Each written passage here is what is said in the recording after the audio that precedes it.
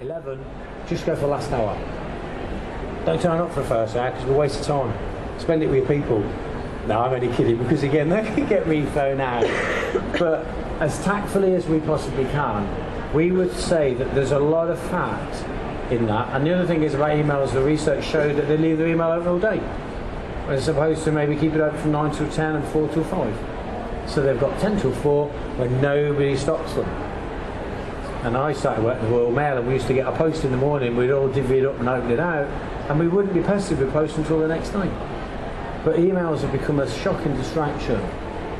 And so the truth about engagement is, where do we find the gaps for these people to maybe give a bit more time to their teams, really? And I think meetings and emails is a kill and nailed on certainty. And I think if you assessed your own people, I'd be surprised if it was that different. The third thing is HR directors. I don't believe HR directors are asking the right questions. If I was HR director in an organisation now, I would be saying to my learned development people, every 6 months I want you to put data on the table showing me the different outputs of the different programmes that we're working with our people on. And I want to know how they responded, what they've learned, what behavioural change we're getting, the effect on them, the team, the customer and the business, and can we convert any of that to cash? And then I'd take it to our finance or the board every 6 months, and I would stand up and be counted, and I'd say, we spent $500,000 and it's delivered 600,000, or whatever the figures would be. But I would make sure that in time our function could be seen, as opposed to being seen as a cost centre, could be seen as a profit centre. And an organisation told me last week that their budget for next year has been cut by 50%. And I said, have you got any data to show what you've done with it last year? And she said, to be honest with you, I haven't. I said, well, I don't blame them cutting it from half. If I was a finance director and I needed to make a few cuts, maybe I'd take half of it as well. This fourth person has been the bane of my life. And at the Alliance in Leicester, regularly they would cut my budget. But I look back now, I used to drive down the M69 spitting feathers, but I didn't have that data at the time. So I look back and I realised I didn't have a good enough case to say to that person, it was $500,000 the last time, it went to 250,000 spend, but my case was woeful. We didn't have it right, but I've learned a lot in the last sort of 6 or 7 years. But again, if you can show the evidence and the data that it's having, you can tell these people to make their savings elsewhere. But if you haven't got it, they'll pull the budget.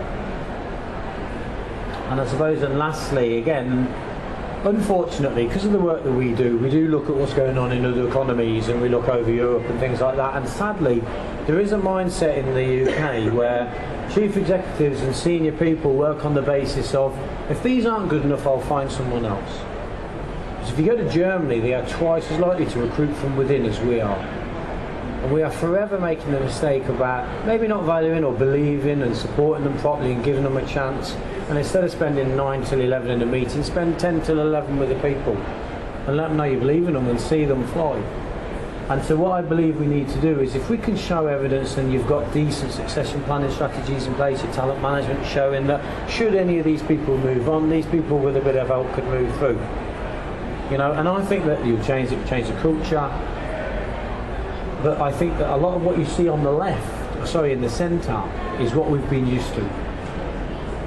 You know, and it's the culture that's existed for a long time. Probably the most radical change in learning and development over the last few years was e-learning. I don't think we've shifted it anywhere near as far as we've got to.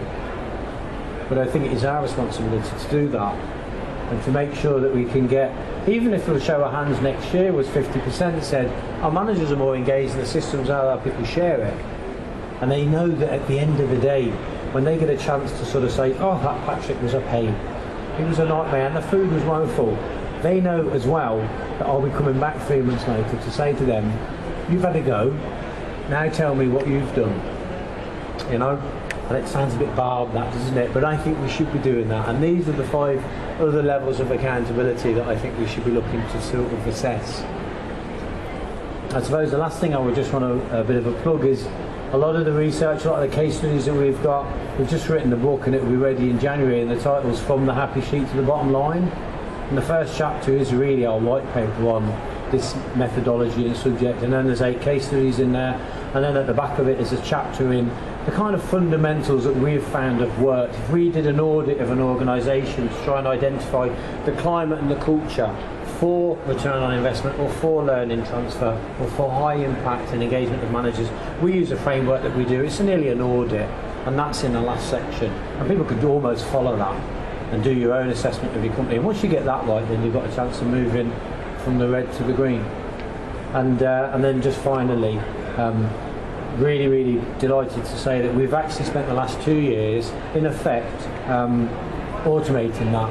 Because although I know what you're saying, it's not simple, and there can be quite a lot of resource involved in the data collection at the back, at the front end, and the report production at the front end, front end and back end.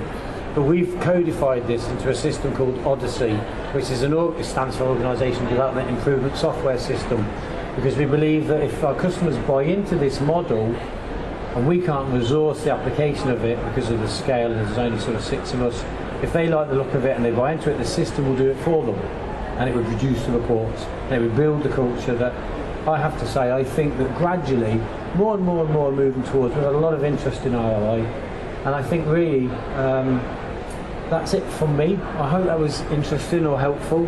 Take something from it and use it, and maybe just any questions.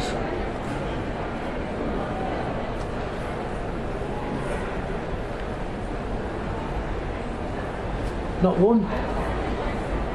So I give out happy sheep.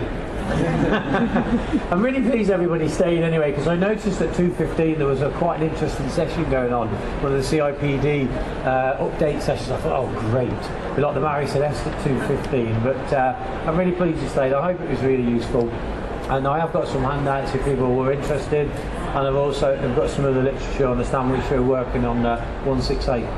And thank you, and good luck. Cheers.